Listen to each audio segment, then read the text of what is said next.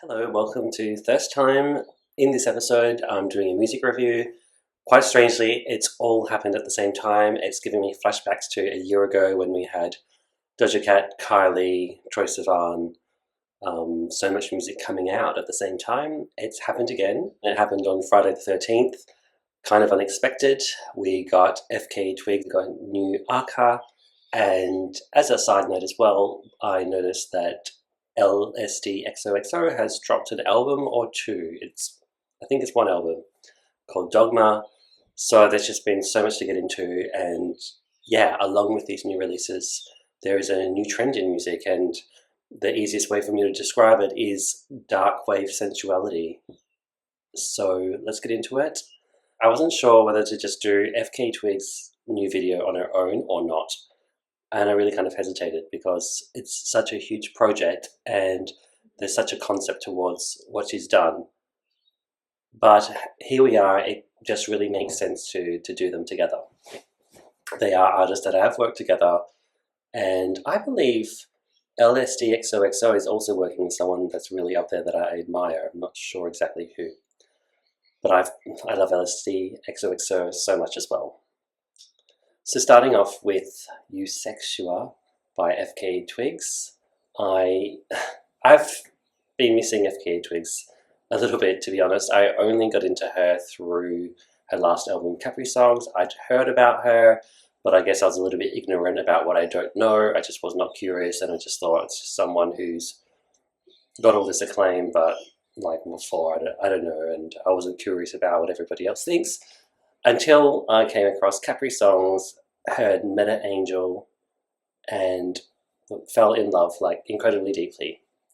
And then saw the video for Cellophane, and also saw her performance for Valentino, and I think like a Vivienne Westwood or some British fashion event, and was completely drawn in and completely bemused. And I have to say, this morning when I woke up, her video was out, Eusexua. She'd been teasing it a few days before. I loved her little teasing video. It makes me think of a Calvin Klein commercial from the 1990s, something like that. Energy, fast-paced, gritty grime, grey, sexy skin, you know, athletic youth. It's just all exciting, and yeah, there is like a buzz about being physical, about having energy and being alive, about being human, that I find that, you know, might be why youth culture is so embraced. But yeah, she's definitely giving that feel. It's weird saying Calvin Klein and FKA Twigs, but she's given Calvin Klein in the teaser video, and just the utter sensuousness with the way she says with her gorgeous accent, Eusexua. It's, yeah, beautiful. So little did I know that this, you know, versions or demo versions had been on SoundCloud for a while, and I was getting my head around what this concept of Eusexua could be, and I'm thinking, I think she's left it quite open and vague, but my interpretation of what she thinks saying Eusexua is when you feel that connection with someone, but in today's world, it's not love and commitment and one person forever. It is all about the moment and the buzz that the connection you have with someone gives you, and that is like a life force, you could say, a currency. That is what I believe she means by Eusexua. So little did I know later on when I watched the video this morning. So yeah, sorry. Yesterday on Friday, which could be like Thursday in other countries, she had the song Eusexua, and I'm like, okay, yep, she's done a bit of an embrace of techno, and I saw a video where she's talking about how she's lived in Prague and embraces the techno underground club scene there, which would be amazing. That if those are the sorts of sound that we can still find today, that like the beautiful side of technology, how it's such an enhancing thing, whereas I feel in the last 20 years or so, it's all been about the gritty, grimy side, whereas I think in the 90s with techno music, it was like there's just hope of what more could be out there, like the future. Very hopeful for the future, and she's really giving that in this music again, and it's never too late to go back and look ahead again. ever. I love that, how she's doing that. But yeah, I thought this was I saw a lyric video, I thought there'd be just a kind of a video, but my God, what did she drop today that I saw? It's like a almost 8-minute video. She's got a real story to it, and then a interlude song, and then the song.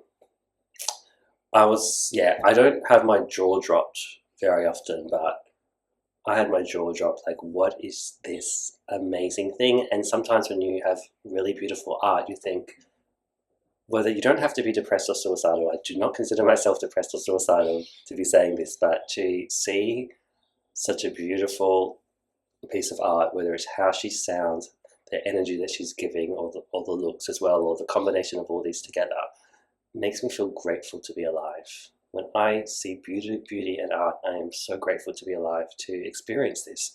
The people that have gone before us won't be able to experience it. The ones that have yet to come haven't been able to experience it, but to be there seeing beauty is just... So I understand she is an artist that has a lot to give. She now seems to have all of the facilities out there for her. And what I keep coming back to is really fantastic avant-garde music. It tends to be simple. She's just got a beautiful voice. She really knows how to work. And the beats and the production, while it's extremely enhanced and smooth, it's not super complicated. It's just, yeah, techno beats, beautiful voice, and then kind of like the volume and the pitch, how it moves. There's just so much to it. I am very grateful for the song. I love how she's really given us a full package with a concept of something brand new to think about that we can all understand, I hope. Moving along, we have Arca on the same day with Tokisha, and it's an Arca song. And why I decided to give this term DarkWaveSensuality is when I look at what FKA Twigs has done, and I look at what Arca has done with his feature with another artist, Tokisha. Yeah, that song, the beat comes right down.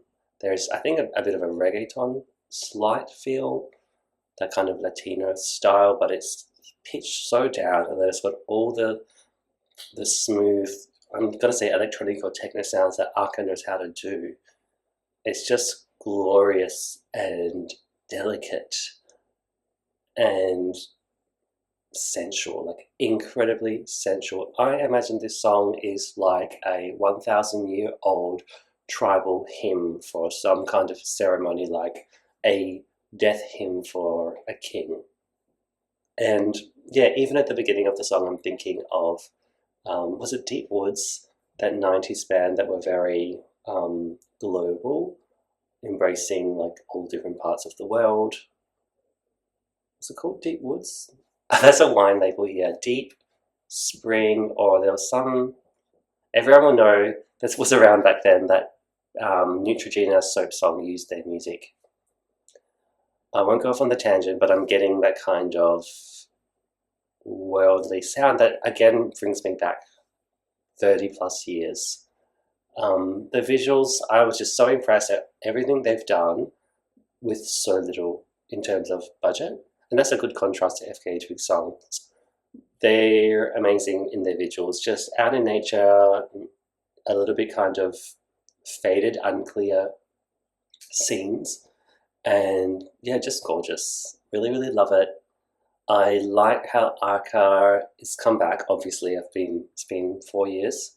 Arca has come back, and I'm assuming he'll do more of the same, but he's kind of branching out and giving us something different. So just realized that I've been referring to Arca as a he, and I believe Arca is she now. So yeah, not misgendering, genuinely just not consciously saying that. So yeah, totally on board with Arca as she.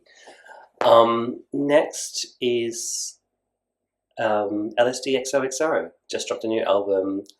I'm getting this, the beat, the kind of the tempo is pitched down a little bit. Can't wait to get into it. So here we are. There's so much music that gets me inspired again. So happy to share it. I hope you enjoy and love to hear what you think, and see you in the next video. Thanks for watching. Bye.